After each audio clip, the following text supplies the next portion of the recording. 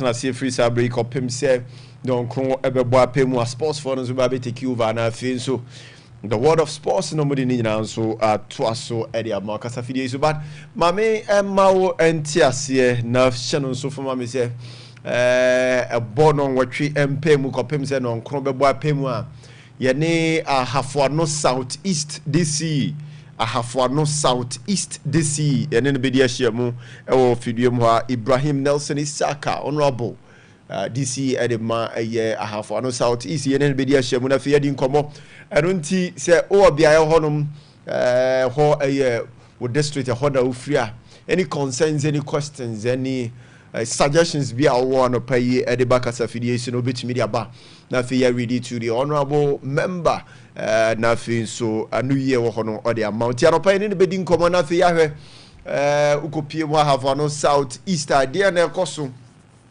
ade ne mpontunjuma wo mo rolling out o mo ye ewo eye honum de no mo atumi aye the difficulties e wo ho eye de na what are some of them wow mbehia na atumi aboa na fi I lifted the lives of ayetimemu for more Hafuano South East amane matumi akoye ti aropai ye ne ono abobedi ahia mu ofidie mu na fi ye di competition so for mama subsequently so ye bebo modi ase MDCs ahodo no ye ne mbedi ahia mu ofidie mu na fi ye di community enche ye be sha ase roll out programs ha ye de be call district ahodo ni nyina na fe ya community development no said ye esi etie de mo lake ewo ho mo consensus ewo ho no me wo say edrum penifo anim edru aban anim na fe so aban so enso attend to na etumi ebo because Sompa de ye de ne ye was Sompa pa you know we will soon roll out those programs na fi yaboa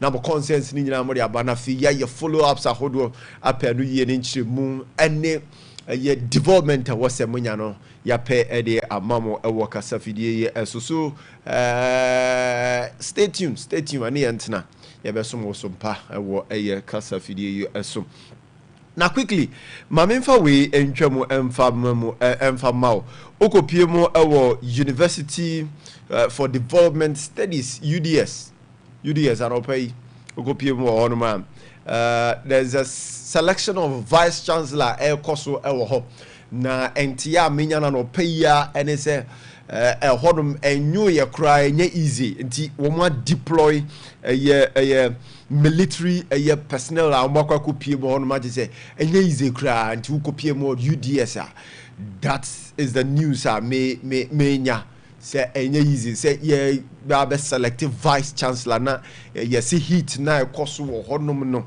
enye heat keto a che say ena form kra di ye besre na empenyifo mo ahwe na pepe yon so atumi akoso wo eye honum na eniema tutu dini at this time you know the here ne say ye betoto niema yi na ban no so ne famu die watumi aye nya sa na se de ne ekosai nioma esa de another cost e ba beto aban so which ankasa cost no okaso de koye bibi foforo baby e de ape empomtuo or the lifted the lives of Ghana for baby anke betumi aboa adoti ye besre empedifo abo honum no mo behwe na fi mo ama eniema tutodin e wo honum na eniema nso atumi adahoye de ama UDS for yempedin body bia e wo honum anopa yi so mede wo kopie mu e wo krofrom ne tafo bia ye honum Moro market side honum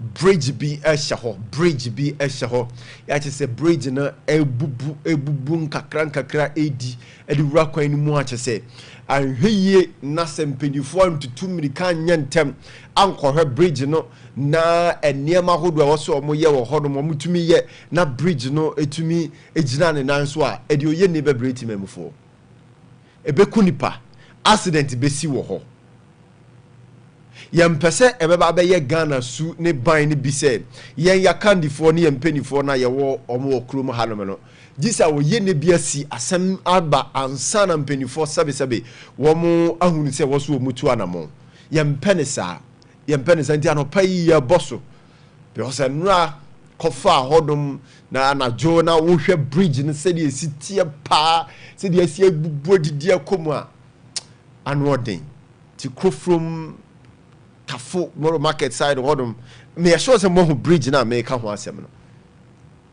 and before regional minister ne mpenyufo a mo hwe hodom no mo nyantem we beg you don't we beg you don't become emergency thinkers. Don't become emergency thinkers. Mamoma oyenenu ne asem no ensinwie. Mamoma abusua bi enhwere ne dehye. Mamoma nipa bi enhwere na japade ne ka enkotomu nsei. Na ni jetre ne sika akohye ansana mo ho aba mo ho so se mo be sorry akwakotu anamo nti yesremo pa mo hwe na immediately anamo bia was a mutu na afi mo pe resolution de ma eye bia ye hodom no mo atumi akoso na fi so eniama atumi atotodin wo hodom ti mo hwe na fi muntu sa na mo no emfa emayen ewo eye hodom. This morning me pese me commendi na me bo NPB abaso babra me sure say we dey ama MCA eye edem agbana na me sure say baby owo bia no pay obete amanfo ebe recordings they are sending no. This member of parliament say o joining our Facebook and we have difficulty with our television tifache me na joining me on Facebook and YouTube na fi yentu anamona yenni say juma no okopie mu e wona so ya to me yes I stand to be corrected, but to me Kwame Ejako, this is the first time I am seeing a member of parliament or say oye quarterly accountability MP's quarter accountability series.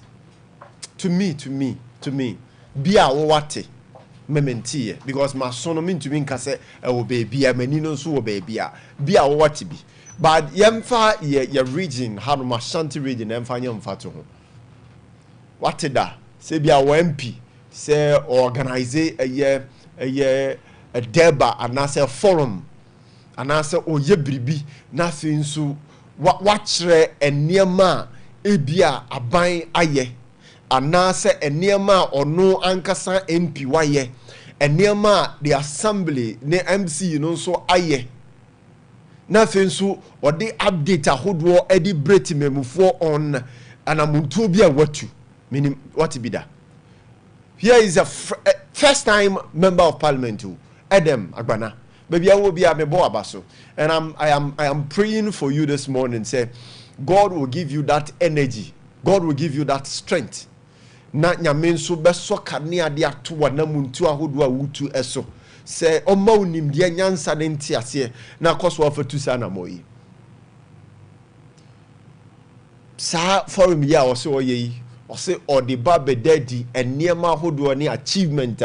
His Excellency the President of John Dramani Mahama achieved so far. Dedi kind.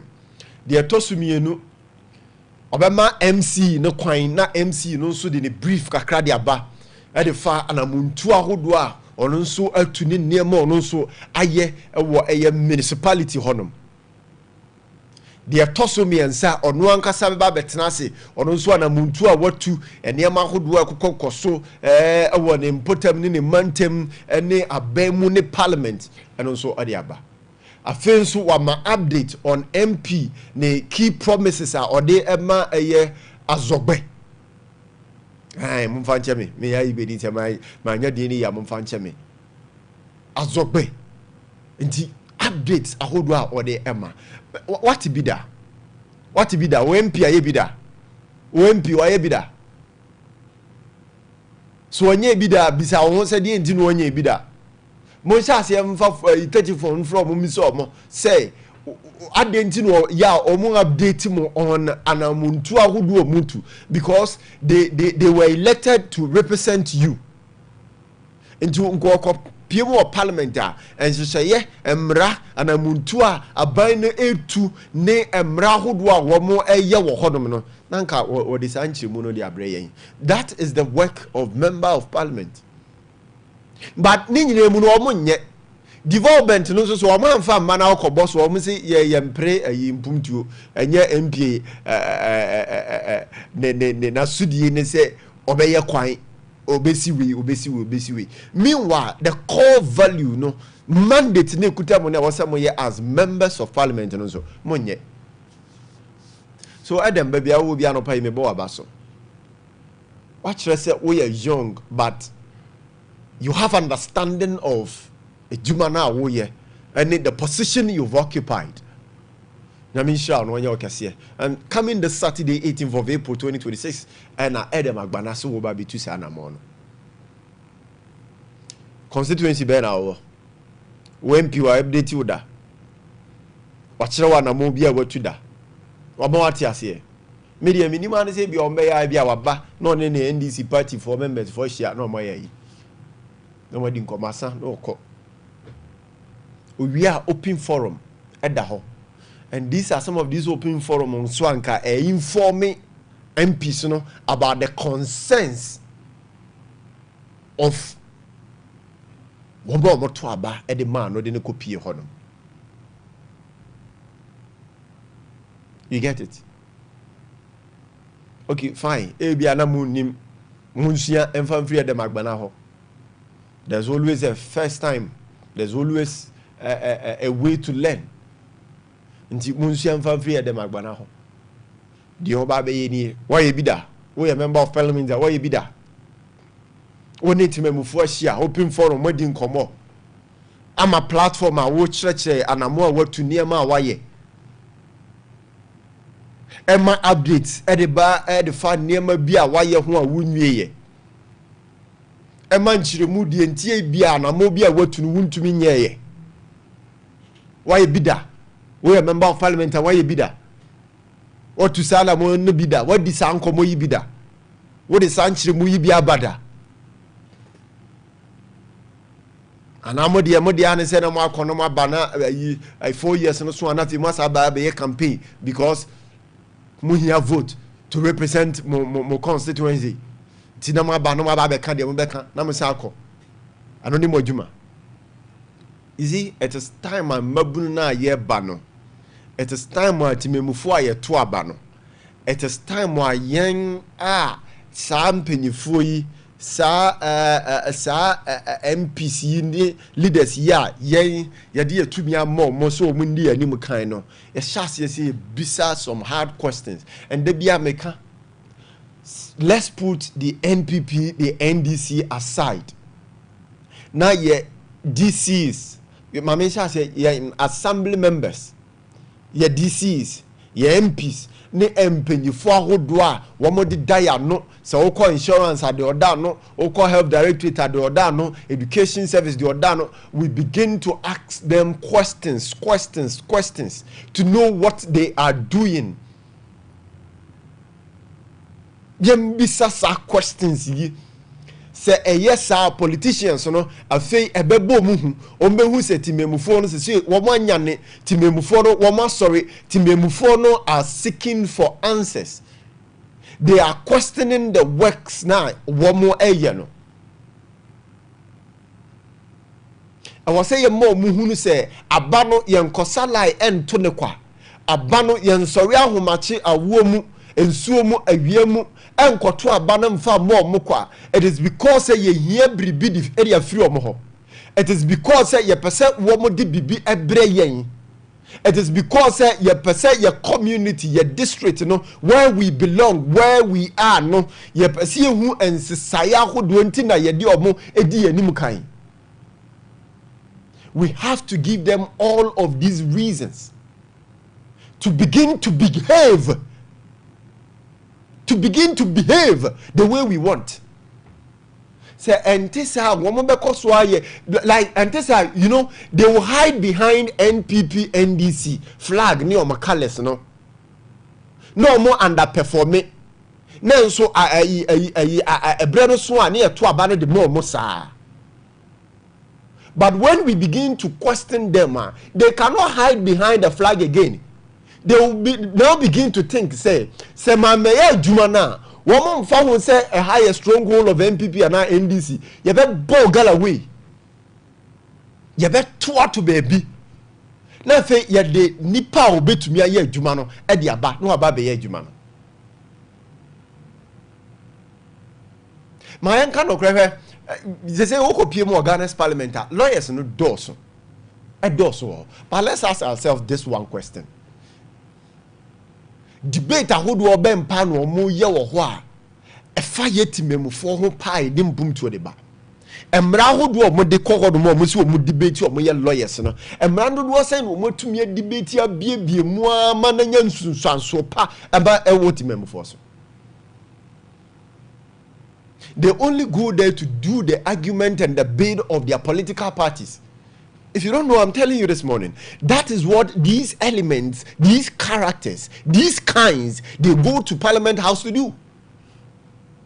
And I'll probably inform Queen Bias or Privileges Committee will call me, and Privileges Committee, I'm sure I'm not pay of Parliament. Mugabe say, I am trying to draw the attention of the public. Say they should keep the members of Parliament or more the House of Ghana's Parliament on their toes. Most of them are underperforming. Most of them are underperforming. Sometimes one of the initiatives are a soon nymphaso only to mean you say I don't know. You get it? I don't kwano omodeba. And so what she so wa wutie me na woto aba no. So what she so obeti wo MP nka. Obeti wo MP nka so ye active our constituency pa ye bra ye ba beto aba. Ore ye se meboa ka chem se meboa. So obeti wo MP nka say or function ni din ekọ viral ekọ up and down ye bra ye ba beto aba. Satan no na babia wo na kan tumi ma no ono obone hu modern eba ho. But wo to aba ni wie a wo hawo na wo ho no ma wo senko oba ho nso behe nani obehe no no tu sa na mo no de ma wo no omma nti hwe odi watem in the sense wo beso kire say wo hu hia wa bra wo no ehia wo ju onya wo mu ani wi a wo na wutie mi na wo to aba no wo hu hia biem wo so nimfa so biem. That's what they are telling you this morning. And I am not telling you. That's what they are telling you. Which through me who say that is what they are telling you. Obehu MP anim, obeti wo MP ne, obeti ne nka e wo constituency a it is when ye beto aba. Meboa ka chem se meboa. Obeti ne nka pa dodo pass up and down. Ebia be ye bosumi wei ana bosumi mienu yi MP wo constituency mu up and down ko basa no eye bra ye ba beto aba. Now let's ask this question. Say Drew sa time now Parliament was sitting krana womu to miss neighbor form. You don't get the speaker or any parliamentary emrebia say a sanction or more anampo a punish or more. They are free to go and do their things. There's no excuse. Or to me call round now visit a constituency in the campaign. But in Nuswa they will give you excuse. Oh, Parliament was sitting oh na Parliament ye better na say that we need see ya nyanya break excuses so excuses galore excuses A to Z nkwa na woni mni nyina atwa besi say o ma hu say Ghana for ye ntimem for ye pe MPP ni NDC sem eno ntika frache pedifo amutie me mfa nche me sabe o ma hu say yen adwene na ewo ye tirimo no ye mani nya adwuma enhunu se asimasi obentin na sede ne na sudie nie nti di ombeba bi ombeka kire bia ne agye atum because ye pe MPP because ye pe NDC nane sa no mo mafa no sa no mo hu no omo hu se ye pe NDC ni MPP some too much nti no we don't think outside say hey we na said ye nti wanye no emfa wo so ye me party ba awon se me ka no kra na de kire no we and asade nti wanya no emfa wo se oyɛ me party ba meto tia no omonim say yentumi nyɛ saade no omonim say we are so committed to them. We are so committed to party colors. We are so committed to NDC, NPP. And untino, yen to me take any hard decision. Bia yen to me and yene my home and or stay or more out and funny powerful for bit me a jumaba. And I was so copy more go more. Oh, Easter festival. Oh, dear A+ a year or Goma Central. Oh, yeah. Na me follow ni kakra solely nipa baako o kire mu a obeboa pria pempum tuo dia ba ne region honom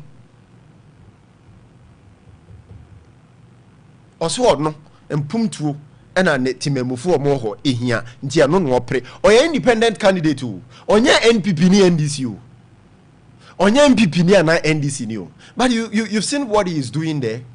What would you oye wo ho bisa wo se wo MP be ka se e na ban fimi e na sika ni ho a A+ ono okonya sika no wahi sika na ya ne investors na wo twe omo de ba e hodom no e hemfa no okohu omo e hemfa no okotwe omo free ye e de ne call eye ne constituency a enne almost wiase fa na nyina tegomo enka a mu troop investors e ko ho saa e kwa akoye eye niam ahodo opi wo ho bisa ho. And all they are born free planet for so. Any I didn't buy it into a different set of ideas, different set of people on your mobility and on your babayana. We should be worried this morning. We should be worried this morning. Say, Yama MPP ni NDC some a dear mo rura ye mo akataye ni akataye na jeneni aso. Amana a see ya no ma yem to mean kanokre. I was say I rehope was a sunkrampo wo ho was a dear wo ho say at this 21st century yen to abama leaders are fine say abemu na wonya yimfri a womu ni link womu to mean connect you to investors are womu di development beba.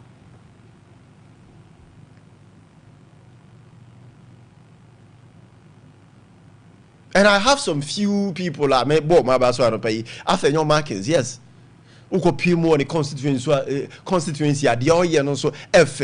Sometimes you sit and ask yourself when you're scanning the free and your sponsorship of a buying, but when you're scanning the free or yempum too. Or here's someone who could to a brakwa or also or what position he was doing and now or baby Pia Bemu, he is still doing it. One more yet, how special are they? Say na Nyankopon e porti or more e pepos or munkuandi or more it me a different thing efe na yen ye mu bi ye members of parliament or more represent here no de womun to me yet.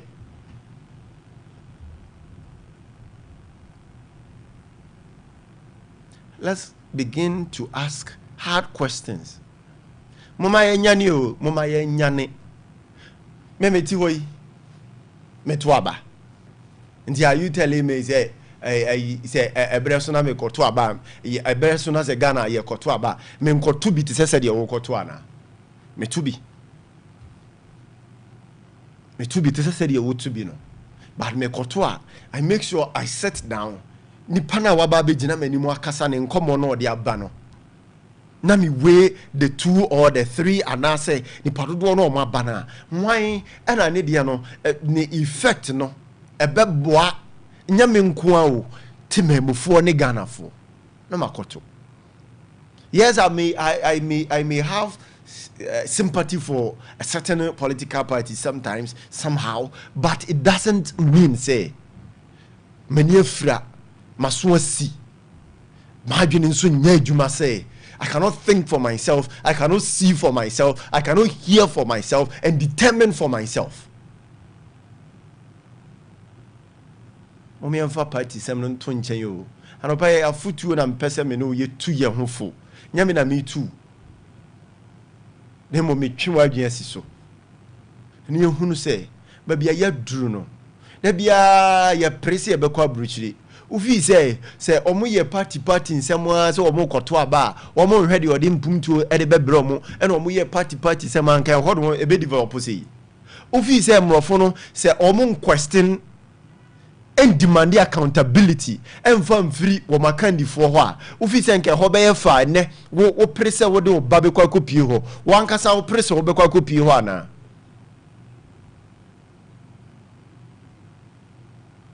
anunti etoda metenazi na me say emrofo not take you for granted because of kwan aye faso edwene kwan faso ye nioma because ye ya te ankasa akura na ye fi edi ku ye ho de pay ade de maye ho meanwhile wo kopie mu abrichire ho doma wo kuta roba wo nya nto ho only tap by bia rough sa emra na e wo ho no udi so but Ghana had ye nyane sa nti adenti na Ghana had ye ntumi nyin question ye leaders no ni aja o mu fala na MPP nsem na NDC sem nti wo kwa NPP asema na NPP supporters no mo aba ni be di watemanso no mo nim say no kore na wo ka wo kwa NDC asema na NDC supporters no mo aba no mo be di watemwa mi wan so ade no so koyi a akoyi ma ye mienu ye mene why are we doing this for ourselves? Why are we doing this to ourselves? Why? The question is why? Why? Aden na yenia ye di ho abro sama manfo kwan mumu di abro. Emma politicians kwan mumu di abro. He so ame interchange. Hwe so ame. E na anwen nse no. So I mean, we had our say mensa radio so former regional minister cast a 2024 election bidru so no near year with not question them. Now they have the moral right again to sit on radio and stand before us and then be uttering some words. You see, and you're fine. And you're fine. Hey, ebi ni the NDC for near Attorney General mo ye ne tan ye ase emra no mo kan a wo mo nti ase me no be wura constitution no article 88 na fe mi wie so a me do be wura OSP and create ne tan a eye 88 tira say wo be more authorization the ama individuals bi no mo e de atu na mo bi. And who a year office of the special prosecutor and the act in the mua. I'm saying 13.3 or so. 13.3, yes, or so. Who attorney general who and who choose who selecting the part. Young Fanamra a special prosecutor with the delegation of power from the president. President Nama Hokwan now attorney general. What Jinas was selecting the panel no aba. And through that, and so the idea parliament, a special prosecutor, the established office of the special prosecutor. Amana babesi wo attorney general, was selected man ne yanya special prosecutor or odijuma. It means who kind 88 now. It means who authorize it, who jitumu and a call parliament and a parliament and so a jina so the radi act and man see a juma. So you've delegated some of your powers. You've authorized the office of the special prosecutor to be able to prosecute. And then when someone in Komwa El Koso. Most sorry about the catcher say you are fighting corruption. Corruption under my foot. What special agenda nkwana muwa mudi tu sana moi? Is there anything different? Ebia mo ye be boti memu for the corruption yenim. Let us know. Carry us along. Ye timemu for ye na to about the mamo. Carry us along. Let us know the moves and the steps you are taking. Na yen tias ye ni enjai se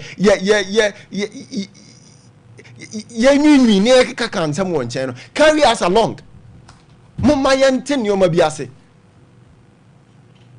and you when you just the same Simon say now they are going to take over the cases of the office of the special prosecutor. One question came in mind saying, and you're not an amount who do in some who do office of the special prosecutor, what to need some now what you know, and also a null and void and a young bon to go.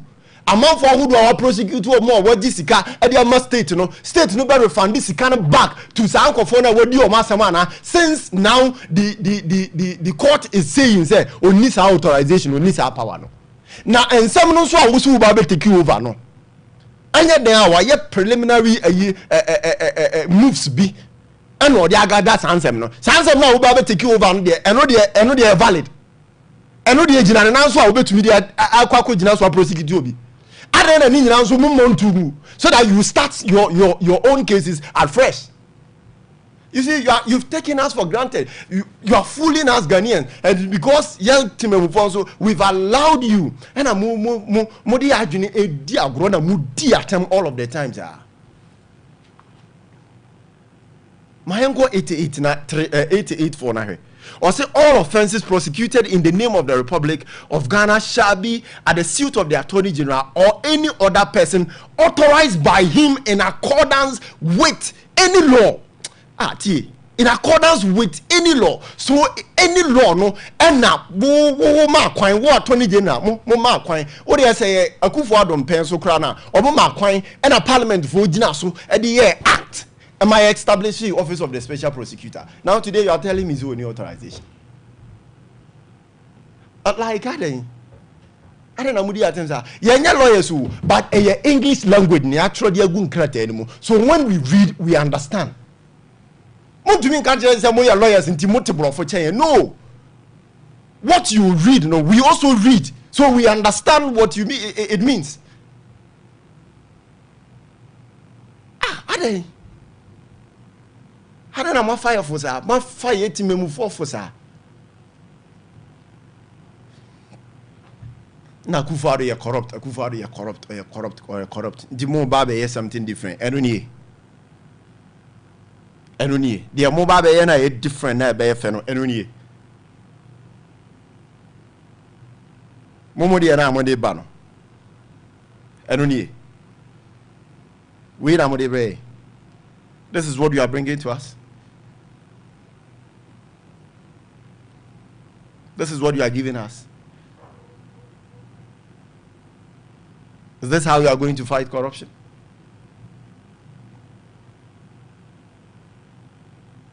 Now, who can the Office of the Special Prosecutor Act now?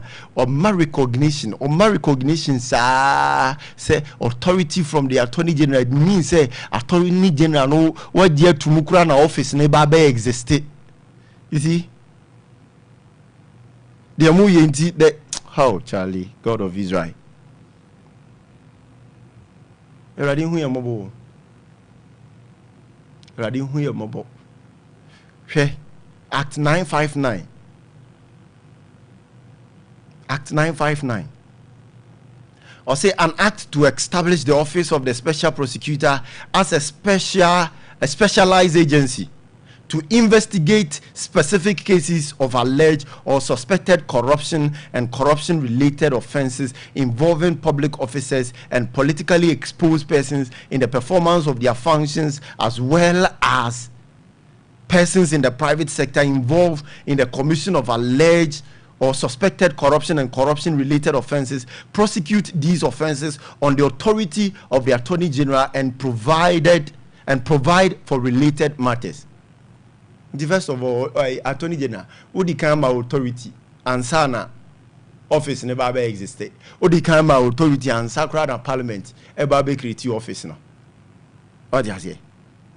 Who the kind of authority no? Who my parliament coins who mun create office no? Inti anamonya who 2 years new authority and whatever.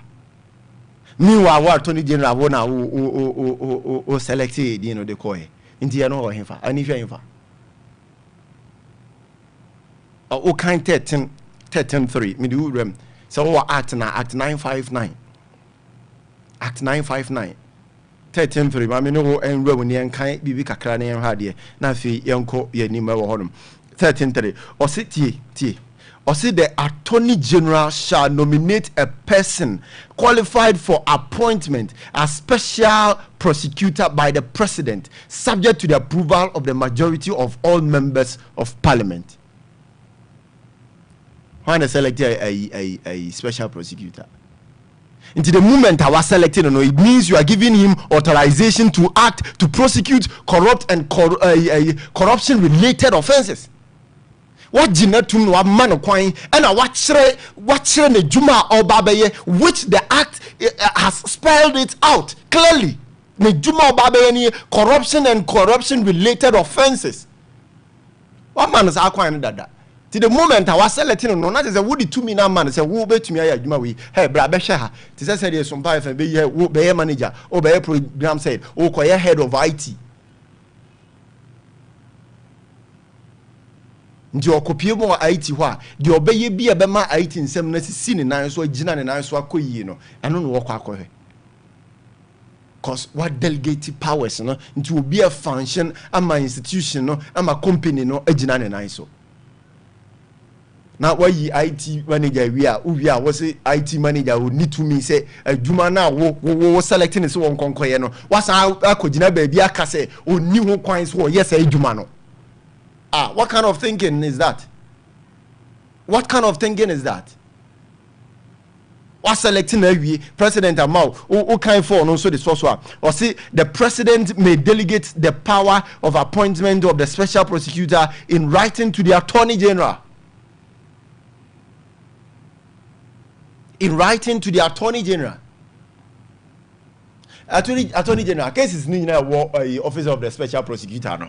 I kutana to see I was wakoje no boni nyina tugu because when new authority say nanka o sha say yes ani mani nyina boni nyina tugu na kwhye wo de ase foforo the prosecutor yani sika hodo ogema o man no sa boni nyina tugu na refund the sika no na fe kwhye cases ni nyina ase foforo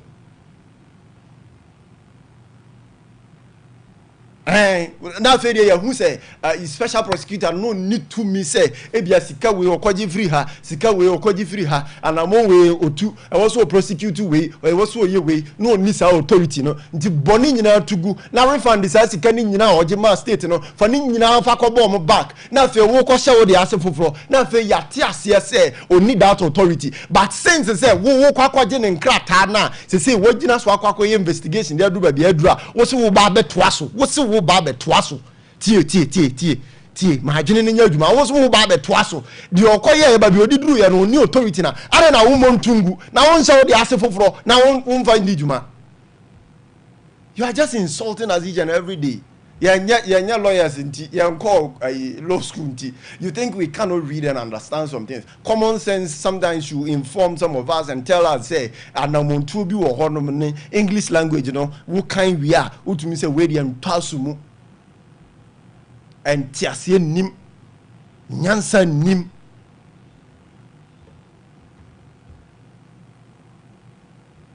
and tiasie ni nyansa nim. How then your mind, sir? How then you have to two or minor sit or minor panzam, sir? If not for politics, sir. It is a workers or major authorization from free or no. Say NDC in EBA, dear, now Attorney General will need interest. Sir, case in the moon because ABA or ye abino yonko and now your yonko. Now, I say no or any day. To your young kunti a special prosecutor as we mean near chief chain may authorization. So you see the common logic now when we display the chair, so that you Attorney General appointed by the president. Our time be a president be to me a fire. Now office of the special prosecutor and the president into me fire and the time be because there were guidelines are the be first a year dear free ho.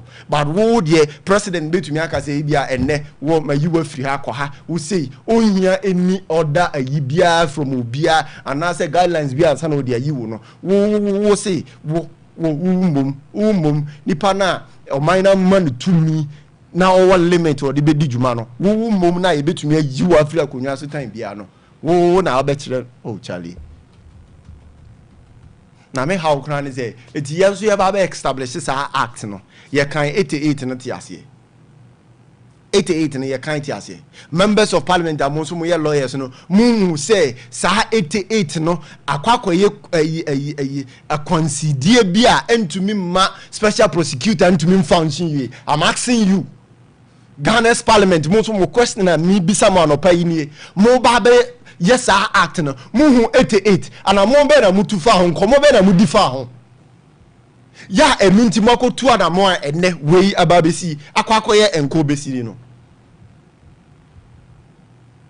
anas atam no na lawyers na wo mo house wo mo metumi deliberate jojo I read all laws who say okay office ya ye ba be kreti a well established bibie ni wo be ye hindrance e be ma na djuma no e be tosini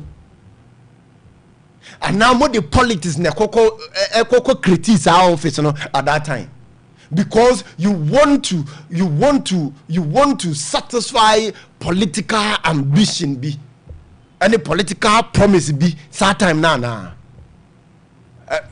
sana mi huno maybe you want to satisfy the promise now mo make it to conform say mo be create office we the fight corruption nti mo create no mo anhwe ba bia anhwe say e bia we be ya hindrance we e be ya consider na for e na mo dey ahopepere saa e be act here na na dan kwaku fa do you we a lawyer that time no wouldn't with lawyers mo kan article 88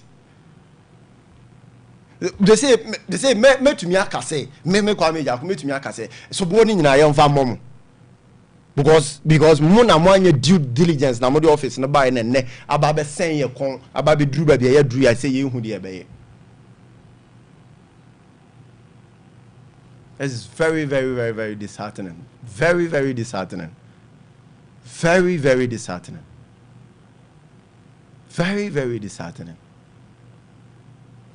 So the chibia or minor yesi ye buno no ya the omino butcher skele or minor yesi ye buno or minor who to me say kwanya ye first bu or minor sebi. There's no defined path. I do or minor first. There's no defined chosen road. Ya beka say or minor namso.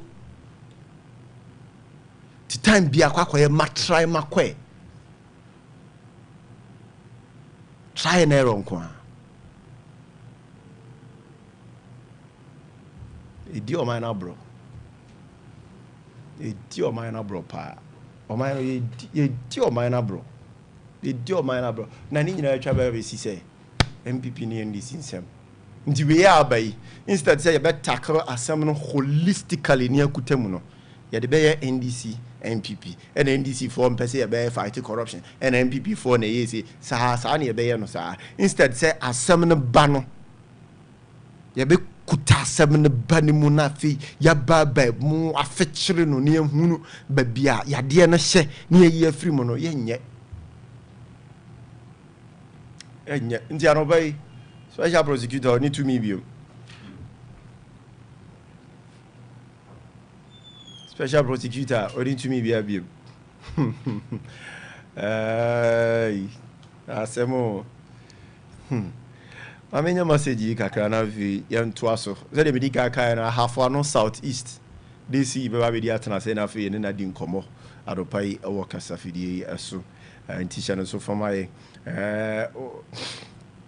Oyibo Boating Achima Narebehi.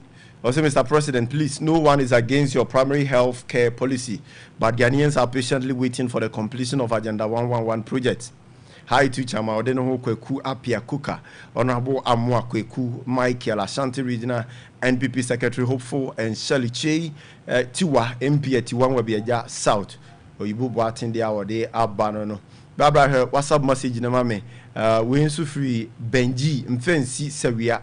I'll say it's good that government has reduced taxes on diesel and petrol. It means a lot to some people. Only propaganda will not appreciate. Why is it that when the petrol became cheap, they didn't reduce lorry fares? But when it rises small, then they want to increase. Sometimes Ghanaians, we are the destroyer of the country, but we don't know. And always giving to government. Regards to MC Achimangwabeja South, Ukumkom. Apia Philip, or say hi. wisdom worker also what they will message they aba 21:08 mame mfa wo enwrem wo dwaman so kakra na fi yemra meto aso ofidie mo ha na fi de ka mu ni nyina ye de abro as earlier one indicated enche ye ne ye ahafo southeast this ibedi ahyiamo honorable Yakubu na fi ye didi enkomo OCP Ghana Limited efrewa no pai OCP Ghana Limited akuafo waba amamo akuafo waba amamo opese niema na amode ahye fom na ebe fifi no eso se doso because eso doso a eno na wosika nso beba se doso se anso bebre a wosika na ebe kakra bi eno nti opese no baye no wo fudie no eso doso eso bebre a me ba cho kope OCP fertilizer OCP fertilizer omo fertilizer no omo 15 omo 10 ewo eye honum for legumes get OCP TSP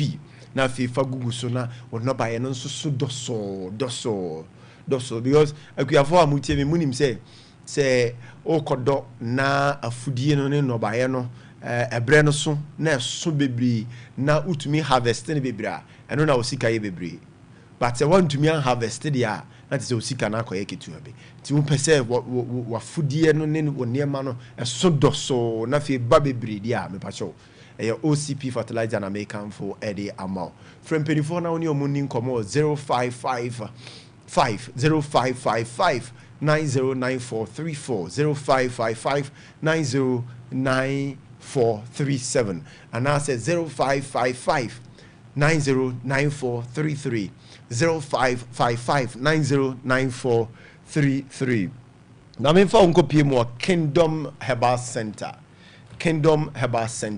omo na ye first omo de Kingdom garlic bitters and capsules there ba ma me nchiro mu yi omo na ye first omo de bitters omo de garlic capsules any bitters aba bontia ebe boa boost your immune system na to me agina na so say opese release stress arthritis numbness hypertension stroke heart disease ne cholesterol ne hawa what dey Kingdom garlic capsules and bitters I don't know what's okope na wonum na afi to me di wo ho juma afi so Kingdom ginseng power capsules so abase bema se empem agudie no wo fam sisiade how mental stress and ukum to me produce sufficient physical energy anampo to me release Siemens na uni extra power Kingdom ginseng power capsules and I make come for Ade amount and pay sound so any what tremendous capsules and so our ya just say and also eboa na fi so a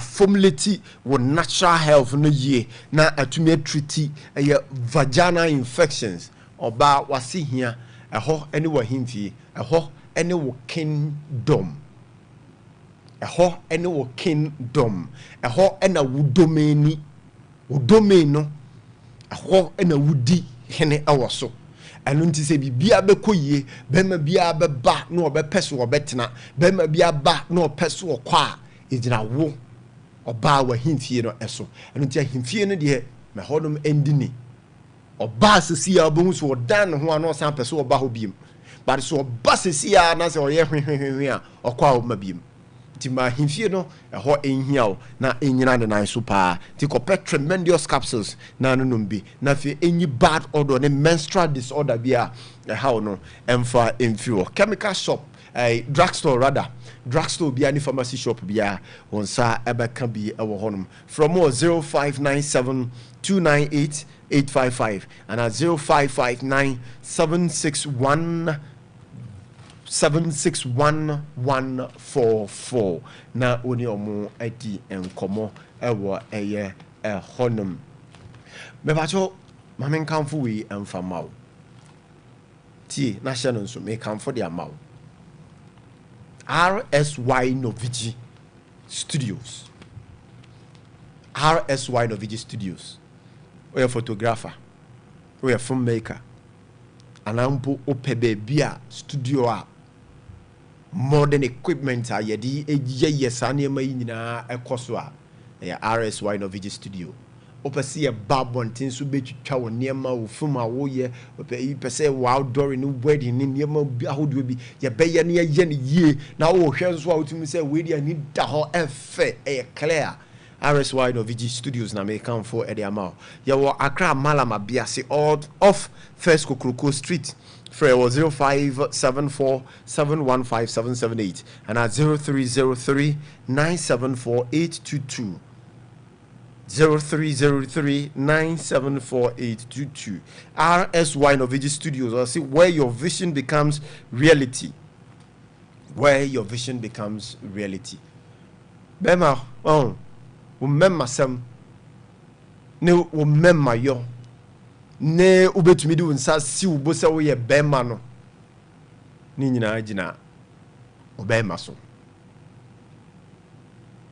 sa ade no nsore a nyame na meka asofo ahodo pebiri aka malamfo aka eye adinsifo ahodo pi aka wo mu mutufu marriage counselors ni nyina nso aka se wo pese wo di hene na wo ye bemma pa wo fia ejina ai kwakuma ni so wati ase se kwakuma nu ntumi nsori nyina eni ehu se kwakuma nu ni wasori se bemma obedi asem no se bemma obeka asem no se bemma na fenso wode de waso wode toto bebia waso wode to se bemma onye bemma nti se wo bemma no ntumi nsori a mesrew me comfort robe akopena amawo tago herbal mixture then the capsules na make for the amount. Daddy, mirror, daddy, mirror. Ni nyina jina o memma semso. Na se kwakuma no yesonu mu anakọ, yesonu mu anu asinitrase, yesonu mu anu abunu mu ase aso obom paye de a. Oh, na se no na lafia. Uti bi wo he. Nti ayi Calvin Nano was hey tago sano boy tago anka bibi anka ho biem timisro tago heba mixture ne capsules e ba so bemma no nsori a kopebinom wo ye oba na bemma so si woni atenka misro enya watenka ne wa akiri o enya watenka ne wa akiri enya watenka ne wa akiri o wo yale you are sick wo yale di enam se wo yalinti na atenka no eniho petago heba capsules ne mixture bobobi na nombi na fi emwa infections ahodo bia so tago beboa from 0243228296 0243228296 na fi morning komo ewo honum Royal King Cracker ena everyone opay o see memma ekom enku memma ekom endo memma ekom like entity because e bia wo no wonya nrufie nti ekom edewo saa wohia first Royal King Cracker sugar sem no wo form a crispy snack with that rich thing butter taste obia epe eno Royal King Cracker and also wo kope bi na wo we nti wo hye adwuma mu na ase kom ya de no first nti me ne wa anka me kwa adwuma mu a wato bi agu ka mu ana ase wato bi na afi odi akoto bebi nti me no nya wo first aid ti se wo aduru no ekom na ase de wo nanso adwuma na bu so wontumi nsori enkonkopa aduane ni nkoto aduane no na Royal King Cracker no na fi why an intem wa bobo intem grow no penso bogu so na fi bibia aye fine Ade Amao ewo honum enti Royal King Cracker era make come for Ade Amao no pay kwam maje ya jdo bibia fine nyam ya dom Roman father na draw no Father Martins na akofaba aropa mabubo bia manya hoden se se kwa be bowa topa do pay se Father Martins adwuma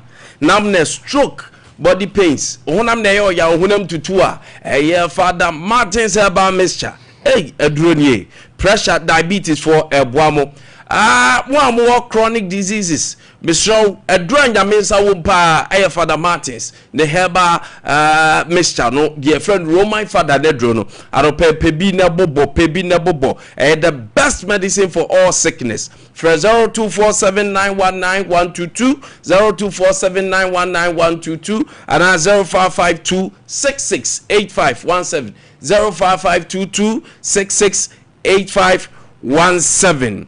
Aye Father Martins ne hepa Mr. Roman Father nedro no we nyame ensawum Roman Father nedro no 21st clinic se bray na on show 21st clinic aye clinic mu enya half yade bia ohwe yade da so yade a wodi achina aye so koda na me so adopay aye 21st clinic ana efro fa yade nyina bra on chen no no obeso ya odun amo ahome se nyame amana asasi su tumi se onfani yade so anopay 21st clinic say yade bia ohwe na mbom bas yatika modern namne nkofo dimsika da debi nyame amya yes expert awum ediefi sisi achi twa abesi unase no yes yatika yade kase ya ba kiro se yade bi betima yewo enti bra ne bo ho ban efiri ho anopai 21st clinic and for your branches in the dosun yewo kumase ya obuase ya wakra ya osunyan ya onkransa ya otachiman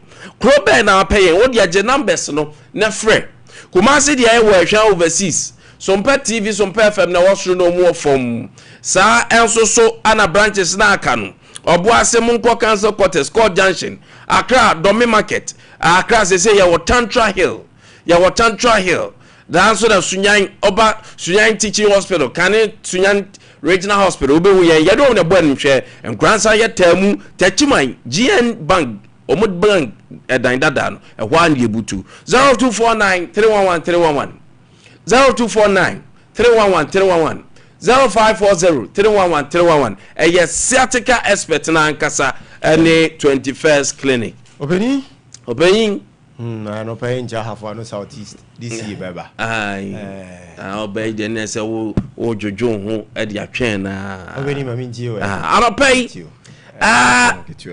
what are very relevant issues na very very interesting Kwame eto de bia na yankasa no de bia me kase mraye no ya ye mra na den so ebase ye bedi mra ne so a na abe bibia ho Office of the Special Prosecutor will go into the act of establishment and the act of their duties me pese me run bebre but the other to be a yare ho ne say an institution to say iyoko ya mo mutumi so mutimi yo madwuma an institution BNI says so must add their babak NIB don't their babak to BNI omutimi yo madwuma I don't know dear ehunewuna the Attorney General Ministry of Justice for now omun pese separation of powers be adwuma we fully understand Kwame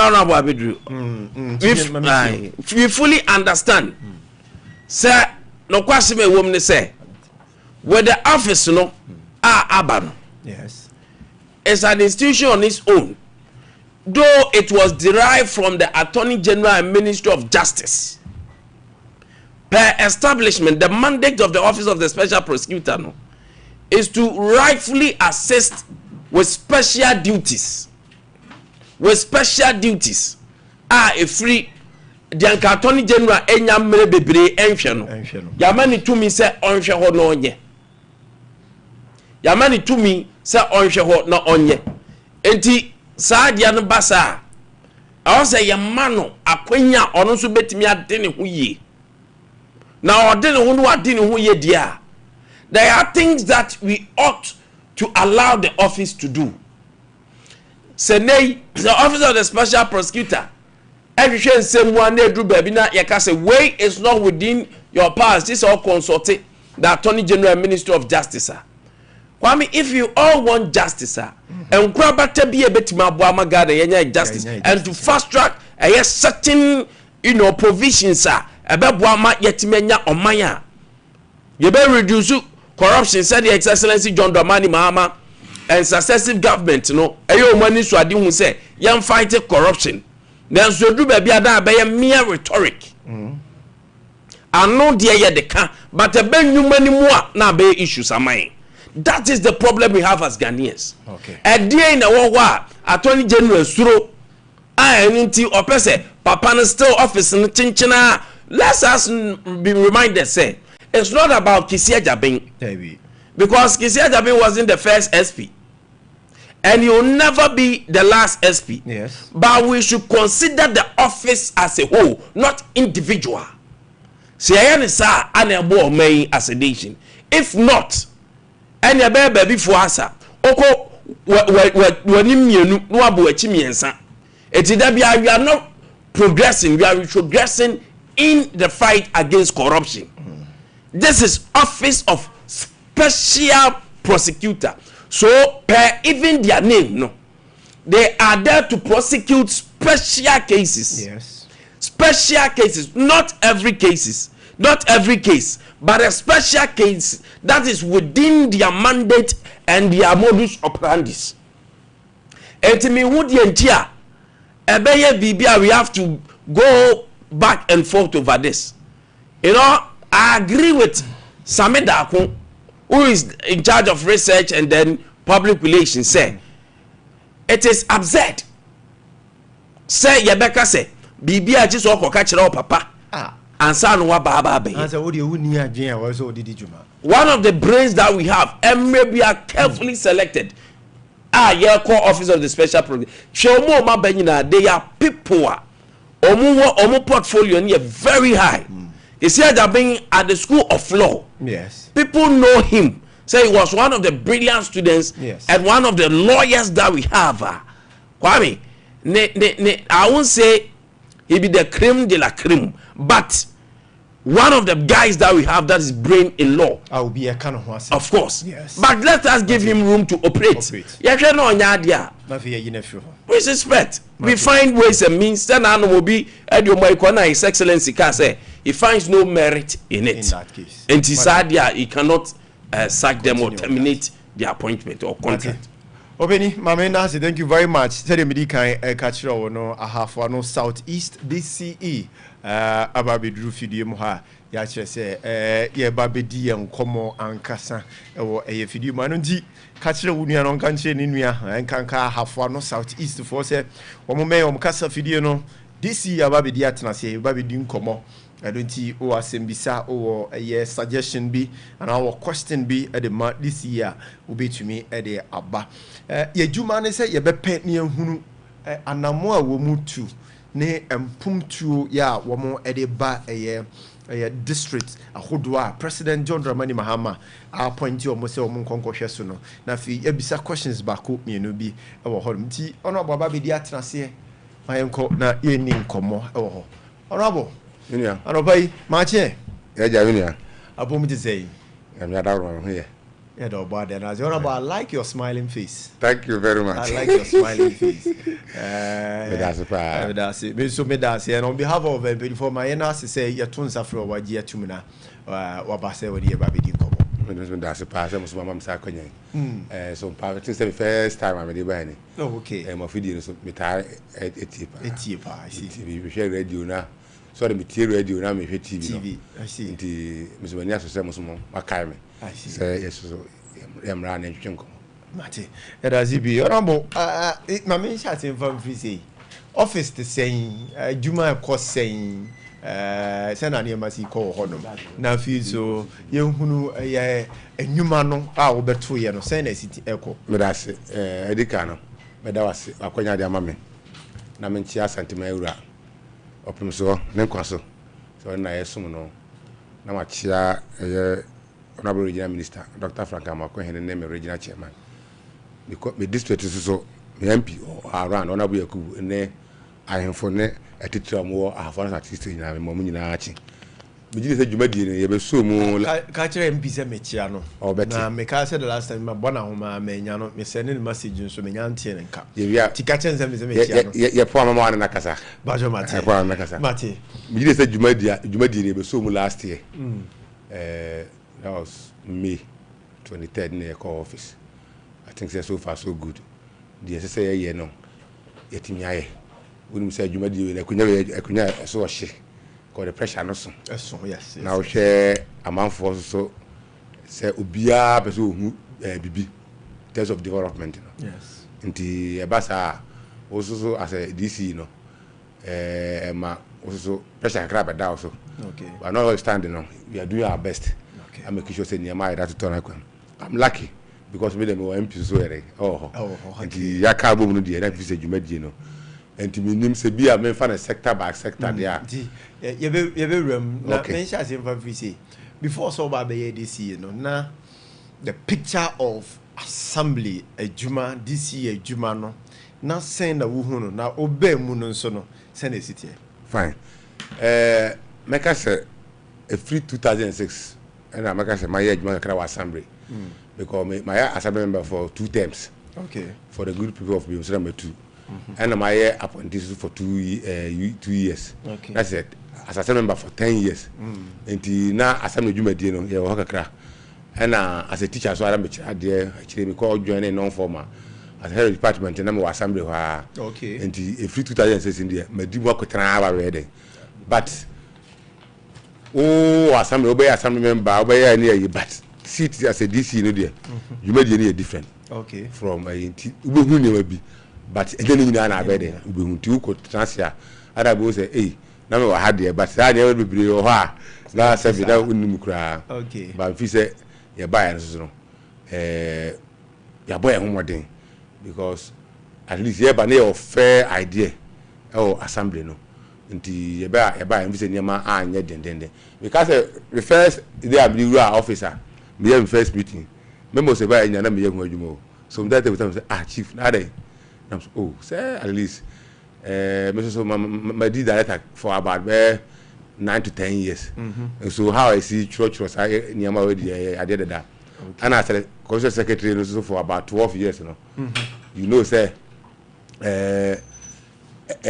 say you receive correspondence now we meet so and normal you know.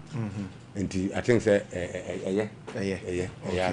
But if you say buy in about 8 to 9 months and so on. Yes, share with them. Okay. I can. Mate, you beba enema wa hyase ho ba na me hyase mvan free say o ba office no na vision ekuta wa o de ba after say what is a president abodin na assembly members so a confirm o no vision ben na e ba woni so say o de ba assembly no na o de ba be ru assembly mu na wa ye de ama district no me da say me ba no me hu say on say ye born 2024 no and this year manifesto. Yes. And it was as a DC, you know.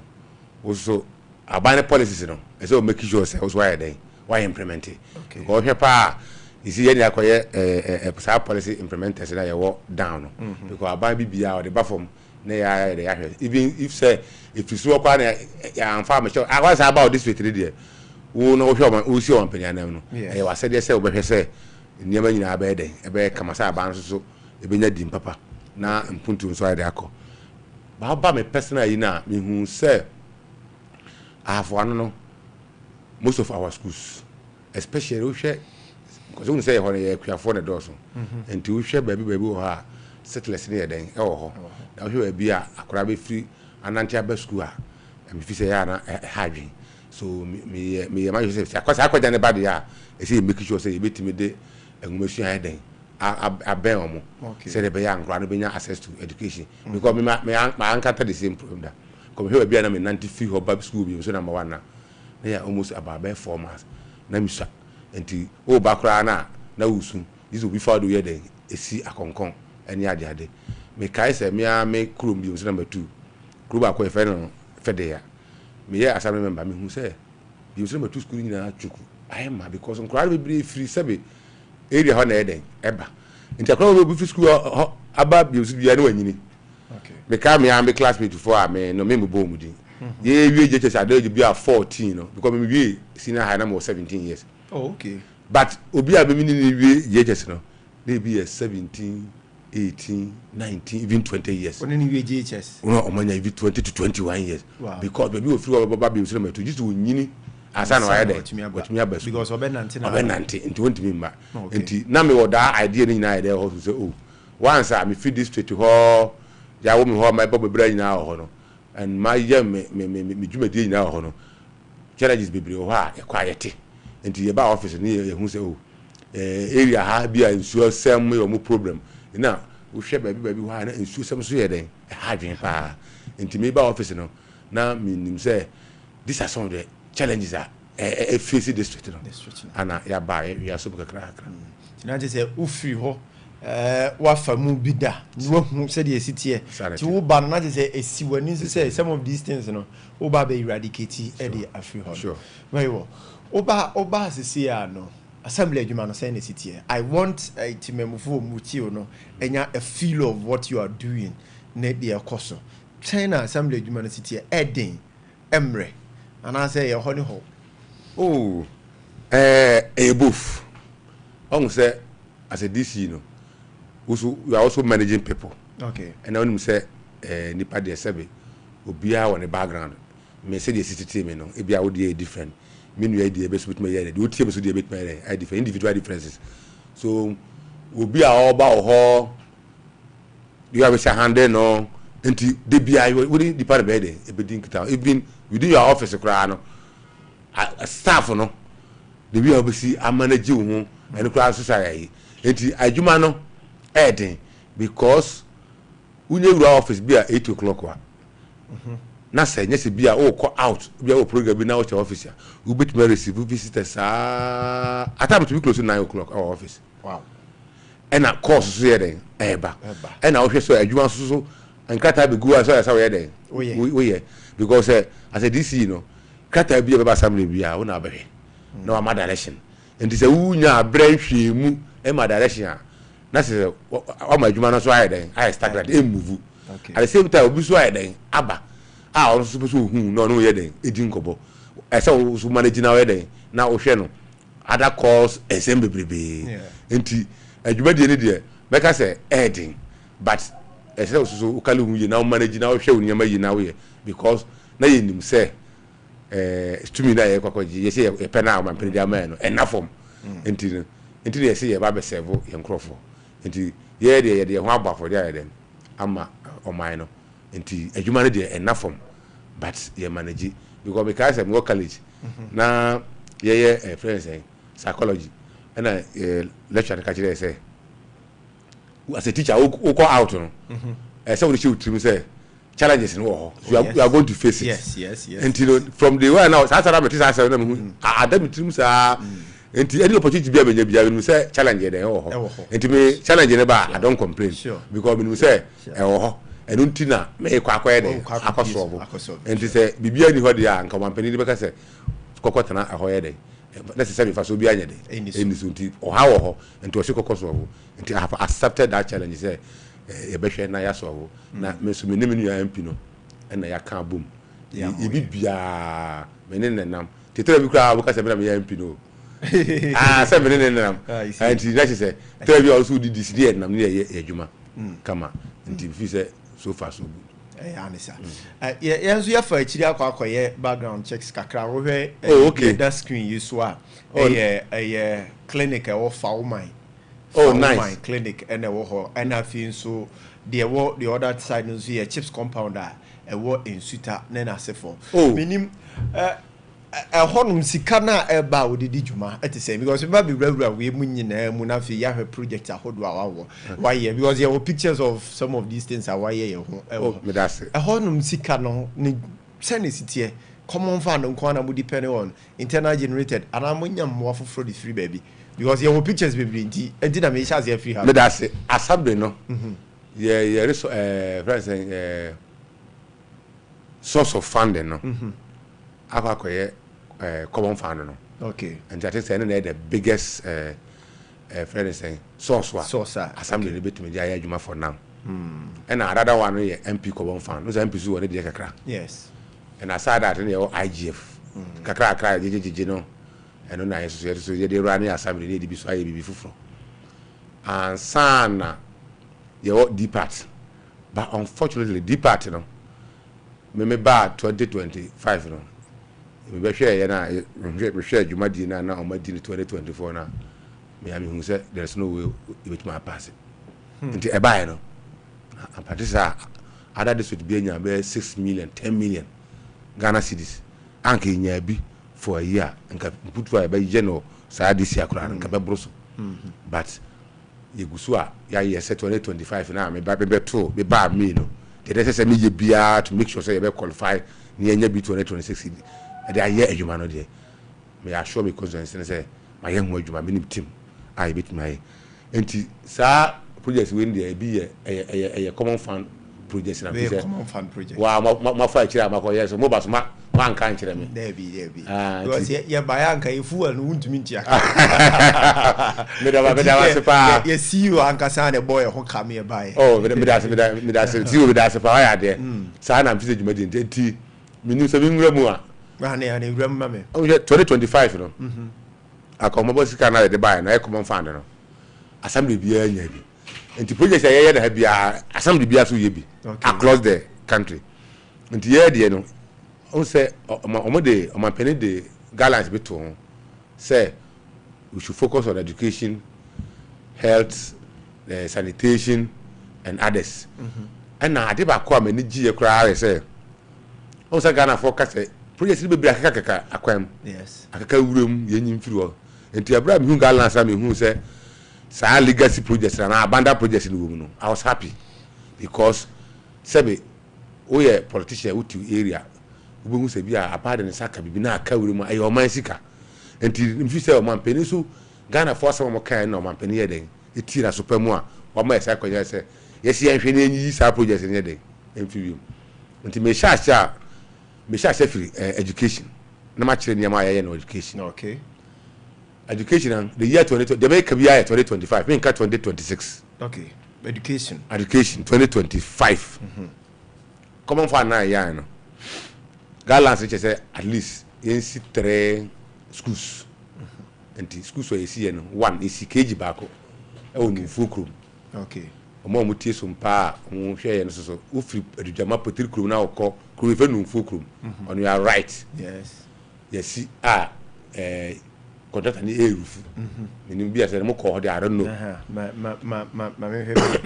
me ka pictures bisa anti ma me hwe na me we are agusi art say ya anti de tie de call ni say won say me come experience an kware bibiri timi nante ko kwantenten wo hwe ho an kware bi ko potiri krum e de bi so ko eye aburu aso sebe empenifo se tena ho na akora bi ko fa kwan ho na ka na se moto ko bo akora bi ma sebe akora ko hwere nkwa was a DC and I say MP no sebe wo ko tena office kura woni just like when be gu as wo tirim obi akora nkan wo nso aye de wa fere so ye hu se ho be hia se ye dis school be de be ko ti ho ye de KG blow aye de akomo mo 2 classroom office store and na unsan kwara musa kindergarten say onya ba bia kwara musu ade na se obra ana na nikum kro be ne bia kwaye de akoda nti ya factors anya me nyina na udi eno su firi ha second one no ye sabonu nya mbe kire no ye 6 classroom block okay and so a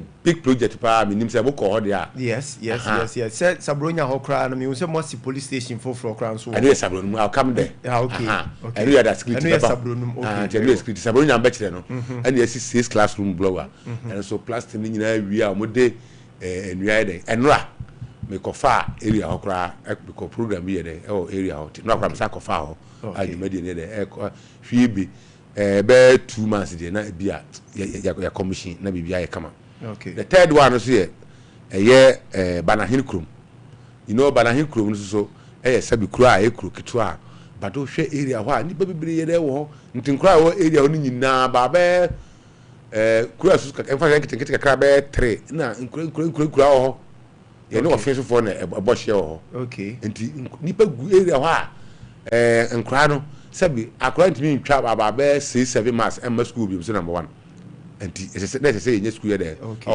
enti because I this time no first mama first time school call and na ya make sure say JHS na ya ho na nye e di bia there akoka mo e si 3 classroom block na ni system say sa kuro no last year BC e buy na akura bi nya agree 8 e okuru mo enti na che say Sebi and found baby already. Oh, okay. Me extra de na de wakọ Yeah. Yeah, my home banana room I more see 3-unit classroom. Very good. Yes, I know. And also me yeah, pictures in under education wow.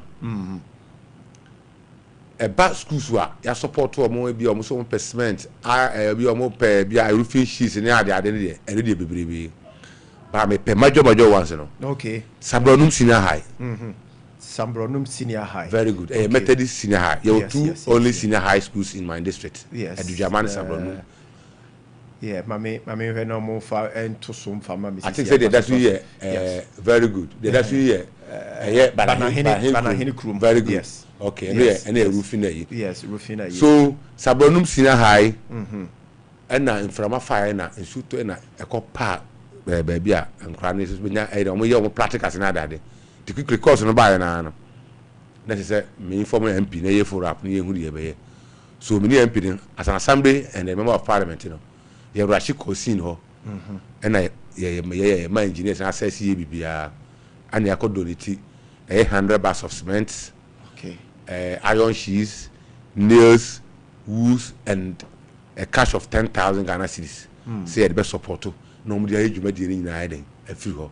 Okay. Na cement no so omo dey aka ho aye o ma start project bi wo ha omo dey mo ye na dey support omo so that e bitimi say the be ya e be ma ye nkran so omo sunya ade so ye den omo so omo so ma den adwo omo because o share some ronum sina higher results wa e ba last year no wasi na nkran pass papa we was surprised say sebe okay o share a school year start year in 2015 now we share results wa e feel hoba na necessary a support school no na ye enye no nko o share education office so a MP common fund also what they end them ni say man ko ti bi aka bi a wo ni picture wa ati sabronum no na me ye ho adwuma senior high no because I know no me hu ye okay na me ye background search bi na me hu say no so a post bi na da ba bi na oh okay thank you very much education office so MP so the common fund aye come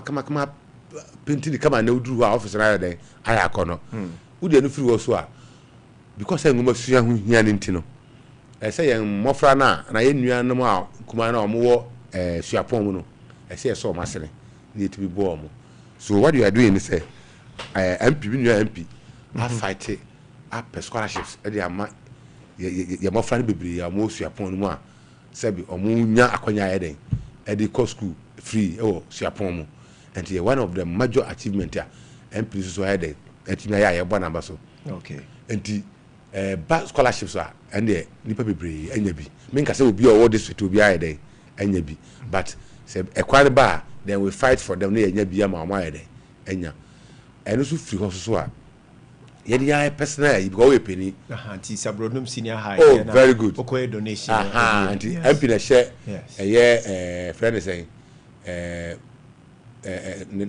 nata brown no okay me na ma share see to them general education director and I told say na acting headmaster the twaso okay fugu very good kokoye enti na say eno no me da ma se pa say manya sa pictures no enti scholarship so ade e hwe ho de aboa emofra no eno so free ho for the first time in our forest artist last year BC en grano chiro no me MP call rounds MP beki sure say akora bia wo treasures bia across the district no obo pepe bi kakra da support no okay se be ya akora de beto bia eden adi na akora bi wo sabi be bia wo free ba betena e bia su ya da su a treasures no e bi kwada awofo kwa omo hunye enti obakora se bi wo ya bia to de na ni ya abe affecting na yi enti ye ni MPD ko ro no akora bia wo ne district bia no bi beki sure say be pepe bi kakra eden every akwara bia 1552 candidates omo troye last year no o support akwara bia kaka say be ya obede afi omo mba chiro so ye best akoso aye aye and the education no we've done a lot health sector no so and the health sector and so and I say common fund no you see two cheap compounds okay suta there we did carry to no yes I know the Kelvin mami suta there no back biem ne Faumai Faumai ena maframa ntuka. Yes. Yes. Enti me share free suta. Suta de eno ye very good. Enti we kura binim da mo de kofa picture we. Sisi akọ nim kura asere sa picture we. Oh, okay, akọ nim suta de no. Okay. Akọ nim asere sa we. Bam enti suta de mantuka de nyina ya the same plan. Come say anase for no ba. We nya just check up bad. O hwa o say be no na etu. Ba ko ne ye ba bia o mo ba ya adwuma no. Ana ba ko ye accommodation. 4 bedroom. Ebetumi afa nurses 4.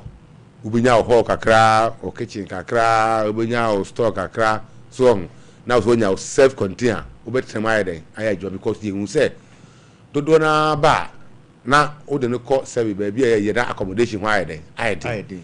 Enti wo person obey dey obetra enti in order to motivate them no esese ye bibia nipa no kwa obenya bi kama ya den atana enti every chief company is bia ya the accommodation 4 bedroom ya den aka ho a e kama enti mo from adu ka dey kwa dey roofing enra me call ahirom yes ekoye me MP koye kokate so do nti edu ejina ahwe plaster wie ba ye bibia osisi China doors ni nyina ya wi omo totas no dear mean say in a matter of in a month no obewie a project na manti and ahead so ya o hwe farmer de na okona it started in 2016 first mama time and ya kwa sabeto ndi e ba na ehu se no eni kwa se e man ka ho and so and legacy projects no sika ye de ye o mampanya ye se yenyi bi fa yi projects aka wurum no ene edi bi akwa ye akwa teni ya compete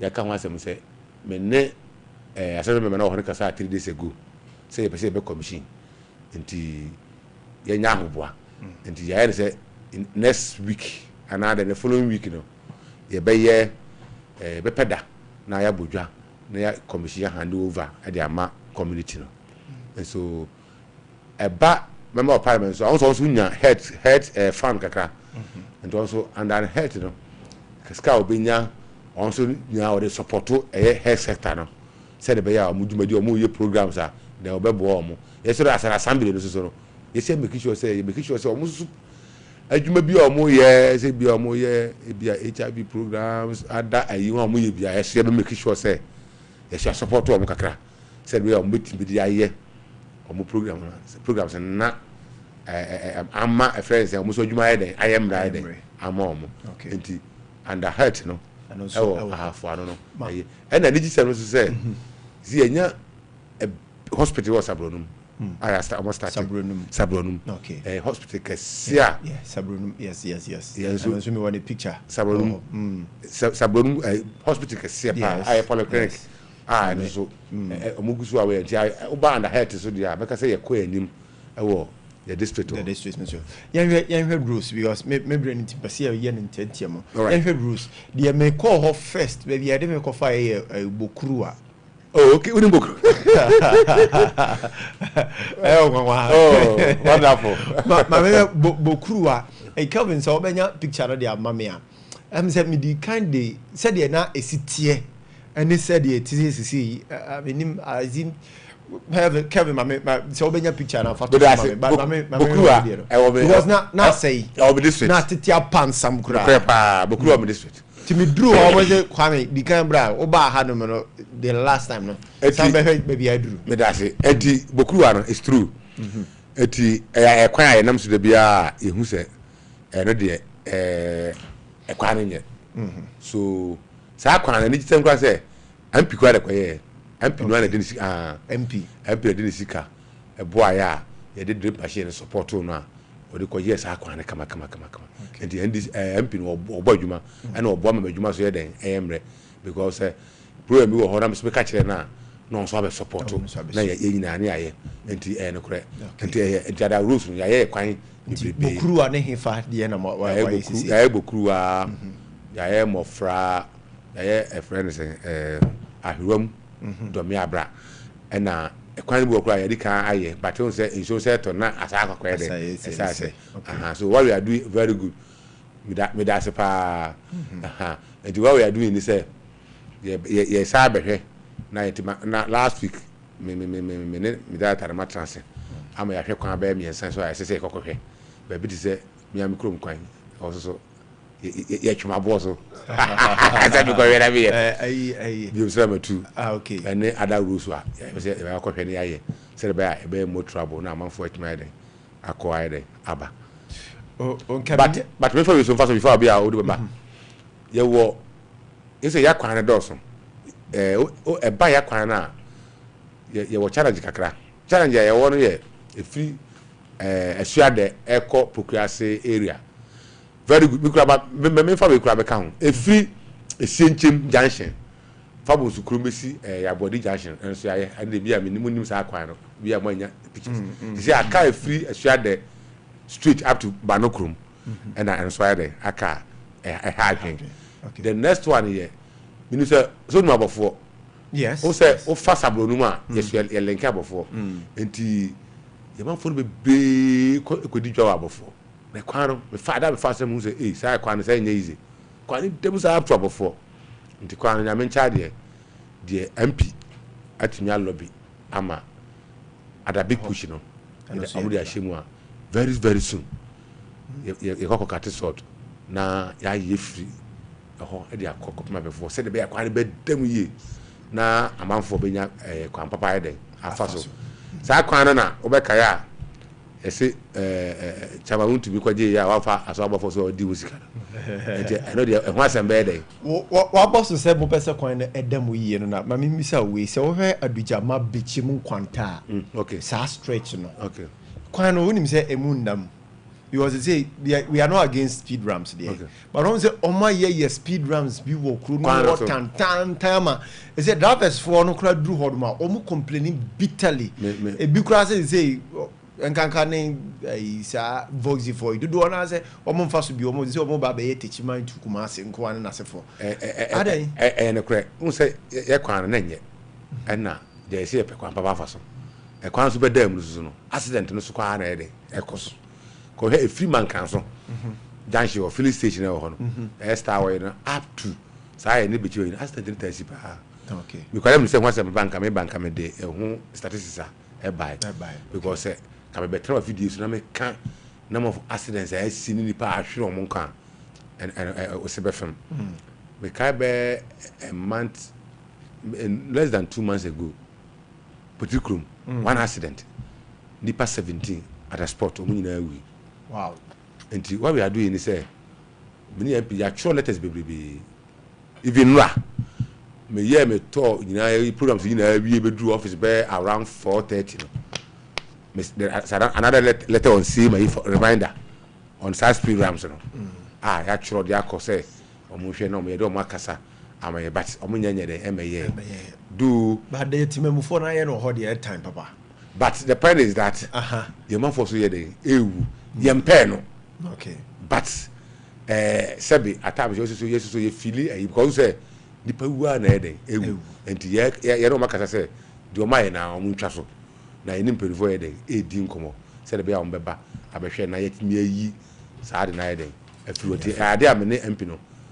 sebi haye saa mata ye taking up me fi say saa bi so empelifo musu tie nyina so a ye nkrata ba mo ha ye ni mu disa so no ye be stress musu mu hwe na saa ha no de emfiri ho na asomdwe nye de emra na ma fa ko ye so asere adara ba so say omu nto obobo ase say de be ya ye nkofa accident dia so nye de obi asene me message say me misal say electricity on 70 because na say wo hwe Kumasi ha no me ne hwe ha no ma ya de no nye kra baro de no so electricity no why extend bi na say na hon sem city me da se pa electricity situation me me district no a ba extension no dia me kai say 2016 no ye be free abam no na ye nkro no bebre ye nya bi ne bi so nya bi enti de ja hokọ ne ba isa beto sa ba me ka say e free say ye ba abam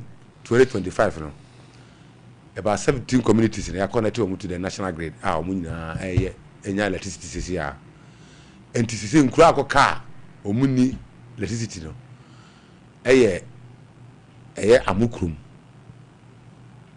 Jawukrum abraproso ena bokruwa esienchim banokrum ena bosukrum ena the last one bim tetrete ti ho nyina mo extend electricity akọ enkura aka be district omuni like na wa boss no okay me chese ye buy no for le mba say a year no okay be 70 communities dey ya connect ma connect adanse ya body bana hene ukwa omunyina sabe be wura kuku ase obi na kura okwa ho bia na onya na omunyina ye dey enjoy enti be bia akara maboboso no currently contractor na ye adwuma o eye bokruwa amukrum jawukrum ena ay contractor wo ye adwuma enra mene asem ba ne kura kasai ema o say omo high tension no mo twe enti no mo firi krubu ho e friend no safukrum kura bi okwa ho no mo adura mo ye den omo ye adwuma but ko be 2 weeks ni de mentimi ko fast akwan so enko hwe say de sitie but that say contractor na wo ye adwuma no ofiri ho a on be ko eye esienchi mba no krum okay na akoye eye e friend say buzukrum nti mesre o mo no say mo frɛ busa ho asɛm munya abotre in the next 2 weeks no eye buzukrum area on me ne mpp ba besra mo nti e ba ni mbedi nkomo na ya mo mahu say enche contractor ni wiewe na oba na awa yewe titimi yes enu wie na ewie tenkran de a ene na chese ha for start there krubia ni ho a oni enkania na bia akoka sebe nkura bia nkura mienu miesa bia no mo wo sebe nkura no oni bia obaka se bia oni enkania but eba enkania sebe bia had me problem kakra okay ewo this time enkania dundum no okay entemene Ashanti regional chairman eya adwen se nipa bi na se botati government no because minua ye ba 2025 na edu kania ogana na kania bibia gina so kama na ye adwuma ba fe ye be do sa 2026 bi na se niam bi because it will do like bia 3-4 times you do no so me so we experience the same you know oh yes enti ye be stress ade a ye MMDCs no your platform ye complain also pa because minim di ntia suddenly and na den aba me dem susu say nipa bi o ba bia o yesa o sabotage aban no se mo mfidi agina yo na so anke nunum sa minua so o muso ma abonte me kan kire Ghana for say afidi bia say mate we so yes century ni mate me hwe agree kan so o honom no e de empa na ya fudi a o mo do ho kese pa koko cashew e de a me ho e de a ye e pa ye edua emo edua koko okay edua banchi okay edua bode edua cabbage edua entos okay enti ko sabro no area edua pa o ho pa tomato mudua tomato pa sabro no adwuma mo ye no that's their major occupation okay mo ye enti no me fi say ade a mo ye enti we have a plan for them say ye ne benefit dingomo say come at least it mean a small factory be more factory be ho okay say be ya e betimi aye a processing oh yeah because of class almost have akobadan o fa almost of fa kra akobadan kra ben kra Kevin we I astrute fa wo ye menyambe no so nti we ye no firi so nti enuma amanfo eye ho pa da mabobo so no okay nti mate o hwe agrek na meka se ho de ye na ye akuafo have other artists no akuafo da do so nti djumadi nyina ye kua nti aban djumadi ase odi se ba se obe surprise fellas se ne ade no e ba na se DC no magina aban nam na ya che e ama akuafo your questions by doso pa ba me brain so ya response so dia na wo ye dia support to ye mabru no mo ni sports ho ya men chade because me ne MP no the same vision no MP o se ye hunu se ye mabru so sebe obisu ne dia so bia obetum lika obebobo e na wo hwe ye ball ye district na ni asute for so ye park ndo do na akoye sakula enti MP e de common fund ACC park mi no ate se na producer ndo ba akoto so anti je say Kelvin betumi a show anti Kelvin betumi a show ti ayo nwa se wo sa picture ni nya o enti no sorry enti ye mi no jama ɛna pokukrum adujama ɛna pokukrum ɛno yɛ MP no ne common fund no ɔde ɛyɛ saa project no nti ɛno yɛ natural turf ɛnyɛ artificial ɛyɛ kama paa Kevin ti wobetumi ahwe wa ɔde make sure sɛ ɔde ayi nyinaa fa ho yɛfrɛ no sɛ wire mesh sisi pillars no ɔde afa ho nyinaa nti amre bia ɔmo hwɛ monitor sɛ ɛbɛyɛ kama nti de aka no sɛ phase 2 no sɛ ɔbɛyɛ na ɔde wire stand kakra sɛ de ɛyɛ stand kakra na ɛde nkanya ayɛ den abobɔbobɔ hɔ na bi anadwo kora a ɔbɛtumi ayɛ den yɛsi yɛbɛsi yɛnya asam wɔagyan ɛwɔ yɛ district hɔ abɛdi pele no mu ne makrɛsie no mu ɛwɔ hɔ nti mfi sɛ MP no ɔbɔ adwuma ase sɛ yɛbɔ no aba so paa. Okay mate mame misa 2 questions yi kora nsa na sɛ brɛ no bɛso a aso deɛ di kan wo ne party ɛma ne party executives montam te sɛn because sɛ development bɛba na mbɛnya no baako akɔpere nneɛma ehia wei ɛna afei nso wo ne MP ntam nso ɛte sɛn me da se on sɛ me kasa no me ya na boy MP sɛ be obi a MP betwe ma so sɛ ka di kura ka o. Oh yes sure, he's a brother, he's a friend, everything. A day MP ne nan kasa kura so wa kra 4 times the than the yankasa na mo ankasa na be 4 times the 4 times a day because every decision bia and I bia no yeah my friend also be friend me then we discuss then na my party for that day I always say this be a say na aba e be say na obi ade na adwira ba before you move. Oh okay and me MP there I see and there obetumi afamachi akọ me district akọ busa say DC or the MP and the me kura me best me kan ho asem. Okay back to me executives no me tia isia me constituency secretary.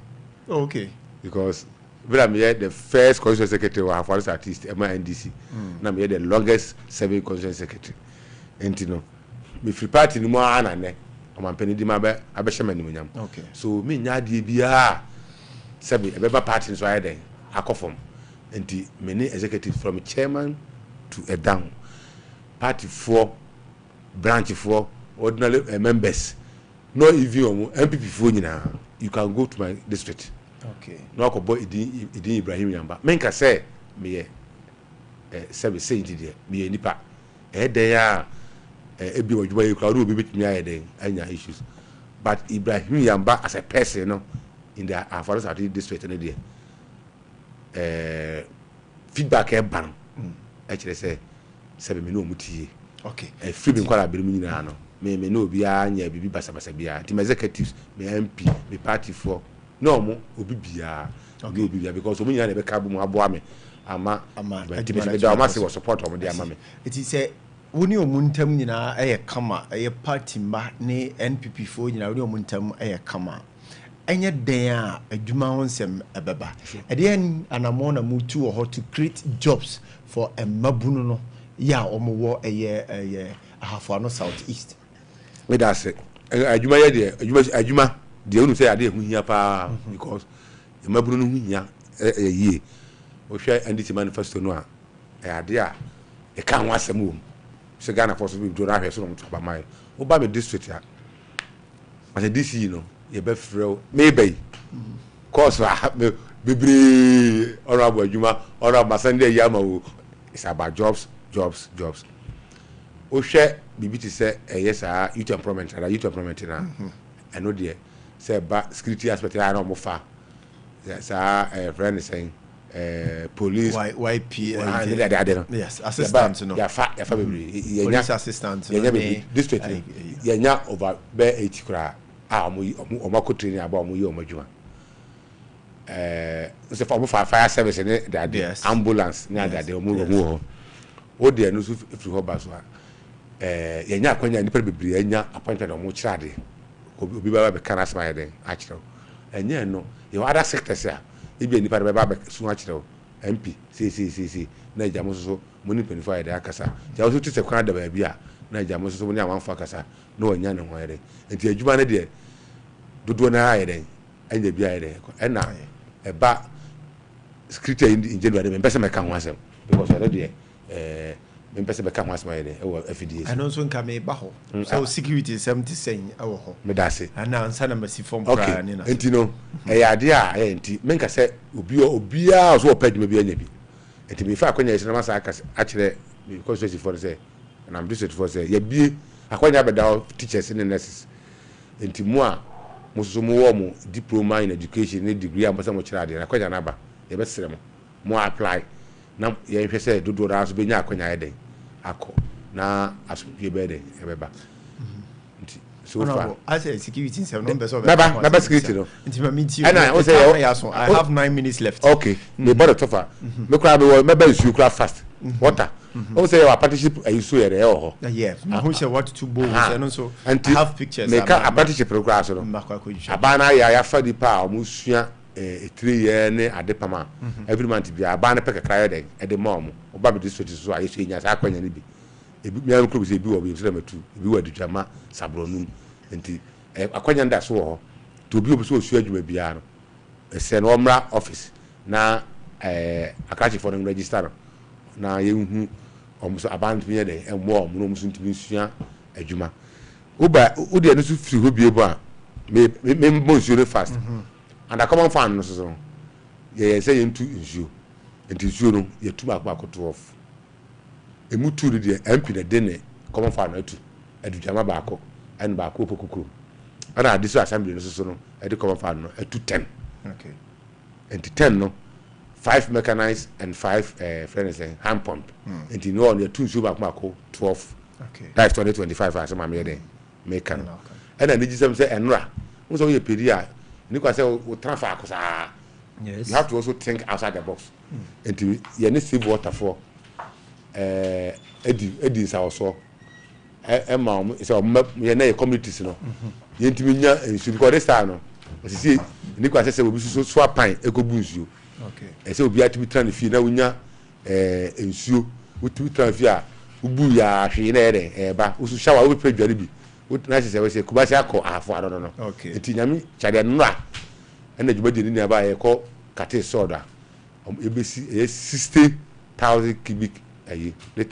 meters okay o tanka ye be surprise aya ahewom community no nyina ebeti house would be 1,000 ne beti ma benefit enti ye do maka say other communities ya dey am so no ye wiewe ya ebeti ma stand akọ other communities no ameki say ensuo so amanfo ho be dey ebe hin ha am enti visa underwater no so no and so apart from that no ensuo so access no yes ye guso aye dey mo drip machine nso send CTF mo edijuma pa say no abi na ekwan na okakeka mo di twi so no and quickly na under security so no you only one police station e opokukuru okay enti no emwa enti only one police station because say na e under banka so and ye la Ibenya district okay that's 2018 enti no ama only one police station na awora dada okay enti 2016 sabanu for statibi to ni se bia mo sa picture I think say you kra aha enti ye bae no dia ye ne se ye choko ma approach from penny for on kan and on be inspection kire say no djumadi bi o mu ase sesa no enti ya awodo ma contractor under legacy ya paso ya bosso kama awa ho ye mejo ayi ho se de be ya ye betwa commission na dey approach for dey akom anya no so nkon adudwama as a district capital no as community start bi and so the same ayi na so ya ma contract ya ko ya to fence wall o ma kire niam esese ye o sa approach for o mo dan so ti say ordinary ayi ahadade ye we say sha we see o ma ye ni nyina ama ye nya ye dey ama contract ya ye enche very good high adudwama to hwe fence wall na ti anim ha be hu see no enche ye be gu anim o nyina kama nka munya kwa wura inside ya kambo hu se nyama gu inside na de ye be hihye ni ade o mo ka nyama bebrebe na ya commission said be ya half us at least so yes so ye be nya approach for bebrebe na bambo na ye den akoso ay kama okay enti That is other security so. Mate. Me producer say policy papa team. I mean for course back mienu bi say e be a question and I say a suggestion wo ho na fe ato so. Hello, good morning. Good morning. Yes sir, we need to be out from me free. Baba Oma, edini bi so e kini aba nya. Mami tio. Manso anto ko bi konkwa. Be tia yero dikien ene na speaker. Attention ni pa. Kamenya this you know wakata wipa wakata pa MNP na pesa bika se MP na ho no we NDC MP na NDC. Hello? Ade na obisa sa. Yeah, okay. Normally no yeah na sometimes NDC this amembu munate emene MP no ho yeah na omo enka but you know let it to me na so we make it 4 times a day correct is so they are calling now million any kasafa that actually pitch no the MP and come for the DC no and can continue so MP to media any DC no boko ni bad was we was yakata no the MP to me in fact this you know na go go nshira no and na power TP, Mami fa we were Hanum. Good morning. Good morning, guys. Maybe I told you about your friendly free. I'm ready. I'm a national secretary. Maybe I told Mami too. The family are question what taxi driver. Now, for my mama, I born a bit from while Kataba. Now, I can't tell you, what you can't be. I think we're much and my own 2 times. Why not? Enti omba betwaso enti na me bisa ne say that to kan na say abanda da no enyu mo yin na wa na yin no ono betwaso na me bisa say one day to one factory dey o wa Mami fa we last caller. Hello, good morning. Okay, Obia Masinti producer say me for city was it one district, one factory? There, ebi near district. Oh, okay. Ebi ni ho. If you say, minim district bia will be the by me district there. After that you can check it. You need one district, one factory bia. And MP near NDC MP. NDC MP. Enti college so me da mase. Say almost so or like my boy abaso. Okay. If you say in a kabuma na Ghana be konanim and we also assuring them say enu ntino mampanya say project here akaka kawu na obe yefrim and at 30 seconds there will be a kana easy from your braso me da se pa akonya mama me e wo Sompa me gidi say adwuma no yegusu aye den ye nti me man from wo afon south east mu de munim me ye ne mo anati ho e ba se ba be so mu sebe enye da ko ni betim dia solve problems ni nyina ide e dey amamo okay but ya show leadership at least ya bia o mahu say ye ba say ba be so enti o mo support ye na o mo mpa entire chi na be yen kakra ye nya obi a support ahemfo imamfo teacherfo na obi bia owo isi wo nyina no ye say obi a support ye na yada masepa me so me da see. Thank you very much team Amefa birthdays no NC from our honum come 1 minute na fi yes from our honum ti ye ne ahafo no south east this in Edi Nkomo Ibrahim Cycle Nelson Yamba and out is an opa ye ne Edi Nkomo ti Kelvin birthdays na ye radio mama ye nko na fi ye ni Nkomo so happy birthday to you Obapa Florence of Ghana Police Service. Obapa Florence, Opoku of Ghana Police Service, with your Kosia Frima of Genesis Radio Ahafu. Go so any wish you happy birthday. Say Yame Emma High and To Wanamu Tuni wa Juma. So happy birthday to you. And happy birthday also to you, Amwa Ade Joseph. We every Genesis of Sompa TV MCL. I will say Yami Shaw, Yami Yokase, Yami entutu anamonsi, Yami ma serie no entwaso kopem ebra Yami no epe. Happy birthday also to you, Nana Boahen. 1 in a million. Nana, may God replenish all your lost Nothing so or throw light on whatever you are doing. Normal kesiye yedi ninkunimdie enyaudie. Happy birthday. And lastly, happy birthday to you, Esther Obri crying from Mr. Prince Edward. Mr. Prince yankancho say Namishaw nothing so Oma we Jumaye ne wumpai nyina emremu emfa emao. On that note, thank you very much for being a part of the show. Within the Kwame Kwame Nkwantabisa enka Barbara Darity show no Kelvin ne Genesis and so a boy me call a year a humantin time so sports for no trans enough the world of sports they are costing nobody in bro.